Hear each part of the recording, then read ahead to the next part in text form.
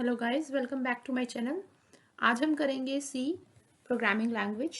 सी programming language beginners के लिए होती है जिन्होंने आगे पहले कोई प्रोग्रामिंग लैंग्वेज नहीं की होती। ठीक है, तो सबसे पहले करेंगे एक सिंपल सा प्रोग्राम जिसमें हम डिस्प्ले कराएंगे मैसेज। ठीक है, तो मैंने एक प्रोग्राम लिखा है यहाँ पे #include stdio.h। ठीक है, जो हैश इंक्लूड है वो है मेरा प्री प्रोसेसर डायरेक्टिव।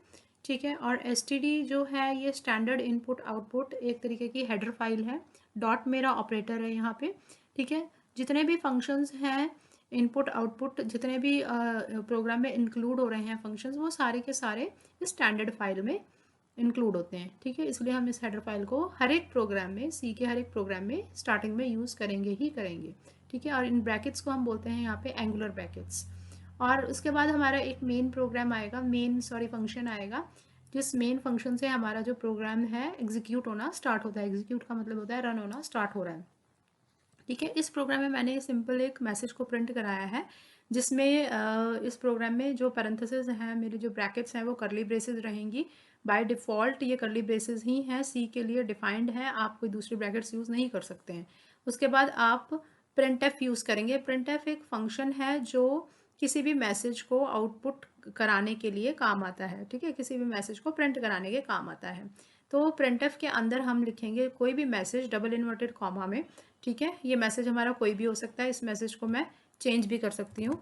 ठीक है, और यहाँ पे मुझे एक लगाना है सेंटेंस टर्मिनेटर। सेंटेंस टर्मिनेटर का मतलब होता है सेमी कॉलन साइन, जिसको हम प्रोग्रामिंग लैंग्वेज में सेंटेंस टर्मिनेटर बोलते हैं। तो ये हमारा एक सिंपल सा प्रोग्राम हो गया जिसके अंदर हमने सिर्फ एक मैसेज को प्रिंट कराया है। ठीक है, अगर आप हमारे चैनल से अभी जुड़े हैं तो काइंडली सब्सक्राइब कीजिए ताकि आपको नए नए नोटिफिकेशंस मिलते रहें और आप अपनी प्रोग्रामिंग कंप्लीट कर पाएँ। और इसके बाद मुझे इस प्रोग्राम को अभी रन करना है, तो रन करने के लिए मैं सीधा F9 प्रेस कर सकती हूँ अपने कीबोर्ड से, या आपके पास जो ऊपर टूल बार आ रहा है उसमें आप कंपाइल पे भी प्रेस करेंगे तो भी आपका प्रोग्राम रन करेगा। तो रन करने से पहले आपको फाइल को सेव करना पड़ेगा। तो मैंने फाइल का नाम दे दिया एक। ठीक है, फाइल का नाम दे दिया मैंने कोई भी, और मैंने फाइल को सेव कर दिया। तो जैसे ही आप कंपाइल करेंगे, कंपाइल का मतलब क्या होता है, कंपाइलर जो है वो आपकी हर एक लाइन को रीड करके उसमें एरर फाइंड करता है। अगर तो उसमें कोई एरर है तो कंपाइलर आपको एरर दे देगा इस वाले विंडो पे, नीचे कंपाइलेशन विंडो पे। ठीक है, यहाँ पे सारे कंपाइलेशन रिजल्ट्स आ जाएंगे। यहाँ पे अभी इस वक्त आपके पास आ रहा है एरर 0, वार्निंग 0, और आपकी ये फाइल का नाम है, ये वाली फाइल आपकी इस नाम से सेव हो गई है। ठीक है, और यहाँ पे अब मुझे क्या करना है, इस प्रोग्राम की आउटपुट देखनी है। तो इस प्रोग्राम की आउटपुट देखने के लिए मुझे क्या प्रेस करना पड़ेगा, मुझे प्रेस करना पड़ेगा कीबोर्ड से F10, या आप अपनी स्क्रीन पे एग्जीक्यूट पे जाके रन पे क्लिक कर सकते हैं। तो जैसे ही मैं रन पे क्लिक करूँगी तो मेरे पास आउटपुट आ जाएगी हेलो लिखा हुआ। ठीक है जी, तो ये था एक सिंपल प्रोग्रामिंग जो हम सी के अंदर बिगिनर्स के लिए करते हैं। चलिए नेक्स्ट करेंगे हम एक और प्रोग्राम जिसमें हमने करना है एक सिंपल वैल्यू को डिस्प्ले। तो क्योंकि हमारी जो सी है वो केस सेंसिटिव लैंग्वेज है। केस सेंसिटिव का मतलब होता है कि जहाँ पे जो चीज़ स्मॉल में आएगी वो स्मॉल में ही लिखेंगे, आप कैपिटल में नहीं लिख सकते। जो कैपिटल में है वो कैपिटल में ही आएगा। तो जैसे जैसे हम प्रोग्रामिंग करते रहेंगे आप इन चीज़ों को लर्न कर पाएंगे। जिस तरीके से यहाँ पे ये प्रिंटफ लिखा गया है, तो प्रिंटफ में जो PRINTF है ये सारा कुछ स्मॉल में ही आएगा, and P is always small. तो ये चीज़ें कुछ आपको ध्यान में रखनी पड़ेंगी। नेक्स्ट प्रोग्राम करते हैं हम। नेक्स्ट प्रोग्राम करने के लिए हम न्यू फाइल खोल सकते हैं। ठीक है, न्यू फाइल खोलने के लिए आप Ctrl N प्रेस करेंगे, आपकी न्यू फाइल खुल जाएगी। ठीक है, अदरवाइज आप फाइल पे भी न्यू क्लिक कर सकते हैं। तो नेक्स्ट हमारा प्रोग्राम है, सपोज इसी प्रोग्राम में मैं चेंजेस करती हूँ। मुझे एक वैल्यू को डिस्प्ले कराना है सिंपल। ठीक है, कोई भी वैल्यू है इंटीजर वैल्यू, उसको मुझे डिस्प्ले कराना है। तो उसके लिए मुझे क्या करना पड़ेगा, मुझे उस वैल्यू को एक नाम देना पड़ेगा। ठीक है, तो इंट दिया मैंने एक डाटा टाइप, इंट के साथ मैंने कोई भी वैल्यू दे दी। सपोज मैंने वैल्यू दे दी सिंपल ए। ठीक है, ए क्या है, एक तरीके का जो स्पेस बना लेगा मेमोरी के अंदर आपका इंटीजर तरीके की। ठीक है, ए एक तरीके का, जैसे आपका सपोज मैं लेमन एग्जांपल में अगर आपको एग्जांपल देती हूँ तो ए का जो है वो एड्रेस है, और इंट तरीके की क्या वैल्यू है उसके अंदर जाके जो स्टोर हो गई है। ठीक है, अब मैंने इसके अंदर कोई वैल्यू स्टोर करा दी।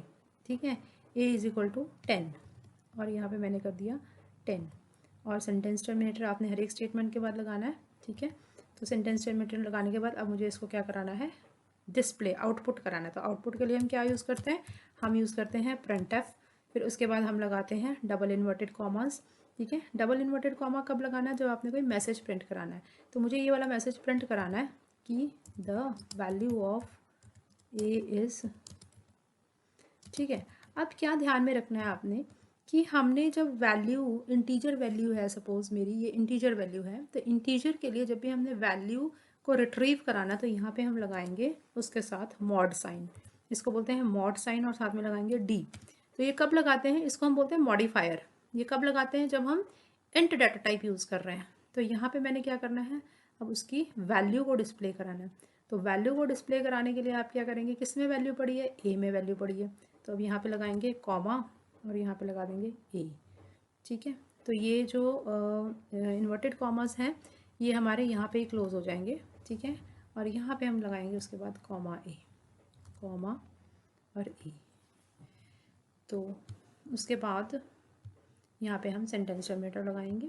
चलिए देखते हैं प्रोग्राम की आउटपुट। तो वैल्यू के स्पेलिंग्स ठीक कर लेते हैं। यहाँ पे हम देखते हैं प्रोग्राम की आउटपुट। तो इसकी जो आउटपुट है हमारी वो गलत है या सही है।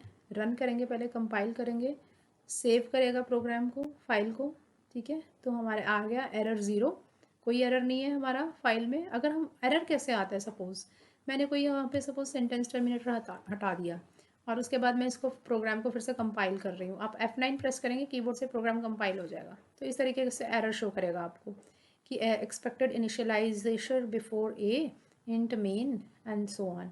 तो इंट मेन यहाँ पे बता दिया उसने कि ये इंट मेन के बाद एक एरर है यहाँ पे कोई। तो यहाँ पे एरर है, ठीक है। यहाँ पे दिखा दिया उसने, लाइन नंबर 5 दिखा रहा है यहाँ पे, और लाइन नंबर 6 दिखा रहा है कि जो आपने 5 और 6 में दिया है ए, वो डिक्लेयर नहीं है। तो सबसे पहले उसने बताया कि यूज़र डॉक्यूमेंट्स अनटाइटल्ड 2.cpp क्या है, एक्सटेंशन है फाइल की, इंट मेन के बाद एक एरर है। तो क्या एरर है, यहाँ पे हमने क्या लगाना है, सेंटेंस टर्मिनेटर, ठीक है जी। इसको फिर से मैंने कंपाइल किया। कंपाइल करने के बाद आपको क्या करेगा, ये प्रोग्राम में एरर नहीं है, 0 ऐसे वार्निंग डिस्प्ले करा देगा। अब मुझे इसके प्रोग्राम की आउटपुट देखनी है। तो प्रोग्राम की आउटपुट आ जाएगी हमारी 10, ठीक है। The value of A is 10, इस तरीके की प्रोग्राम की आउटपुट आ जाएगी, ठीक है जी। चलिए मिलते हैं नेक्स्ट चैप्टर में, नेक्स्ट वीडियो में। Thank you so much.